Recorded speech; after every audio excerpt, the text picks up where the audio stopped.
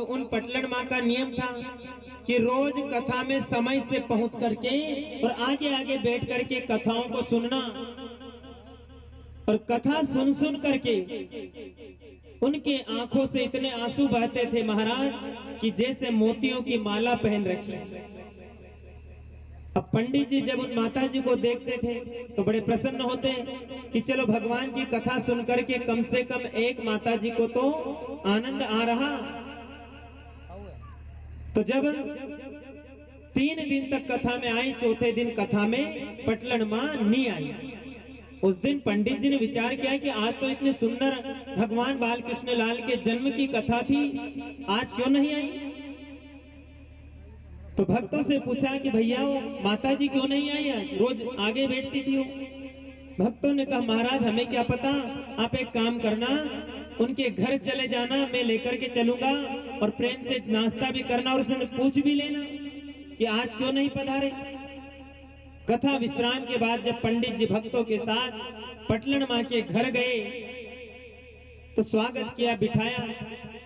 पंडित जी ने पूछा माता जी अरे आज आप कथा में क्यों नहीं पधारे, रोज आप भाव के साथ कथा सुनते और प्रेम में अश्रुपात करते, आंसू बहाते थे, आज तो बड़ी सुंदर कथा थी कन्हैया के जन्म की।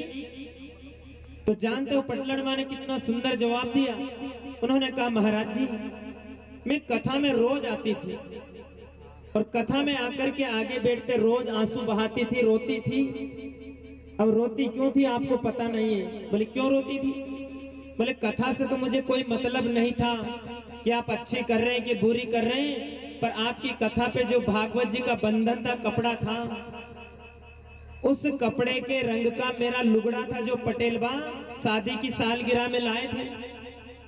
अब वो लुगड़ा पाड़ा खा गया। तो जब मैं कथा में आती तो आपकी भागवत जी के बंधन को देख करके मुझे मेरे लुगड़े की याद आ जाती थी और इसलिए मैं लुगड़ा के रोती, कथा के नहीं रोती थी। और आज आप कह रहे क्यों नहीं आई, तो आई तो थी लेकिन आपने कथा का जो बंधन था भागवत जी का उसको बदल दिया था, इसलिए मैं देख करके दूर से ही चली गई कि आज अपना काम को मतलब नहीं। इसलिए मेरे बहन भाइयों कथाओं को हंसी मजाक के रूप में मत स्वीकार करना, सुनना। कथाओं को तो इस प्रकार से सुनना लगन लगा करके कि जीवन की व्यथा चली जाए। किसी ने कहा है लगन तुमसे अच्छे बुरे जैसे भी हैं कन्हैया हम सब तेरे हैं, और जैसी तेरी मर्जी प्रभु, तू सुख में रख या दुख में रख, हम सब तेरे बालक है, तेरी शरण में हैं। तो भगवान बड़े दयालु हैं, बड़े कृपालु हैं और तुम्हें कभी छोड़ने वाले नहीं, तुम्हारे ऊपर जरूर कृपा बरसेगी महाराज। छठवां प्रश्न किया कि भगवान धर्म की स्थापना के लिए आते हैं और जब धर्म की स्थापना कर देते हैं और अपनी लीला संहरण करके चले जाते हैं तो धर्म किसकी शरण में जाता है। और जब जब इस धरती पर अधर्म बढ़ता है, पाप बढ़ता है, तब तब भगवान अनेक रूपों में अवतरित होते हैं।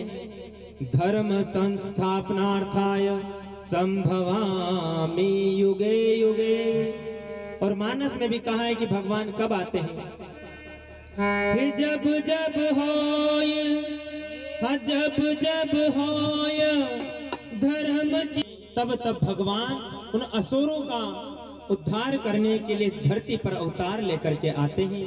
और तब तब धरि प्रभु विविध शरीरा और हर ही कृपा निधि सज्जन पीरा। सज्जनों की पीड़ा को हरने के लिए, गौ माता की रक्षा करने के लिए विप्रधेनु सुर संतहित लेन मनुज अवतार। विप्रों की गौ माता की रक्षा करने के लिए, उनकी पीड़ाओं को हरने के लिए भगवान कभी राम बनके कभी कृष्ण बनके इस धरती पर अवतार लेकर के आते हैं और भक्तों के बीच में नाना प्रकार की लीलाएं करके उन भक्तों को परम आनंद देते हैं महाराज। बोलो वृंदावन बिहारी लाल की जय।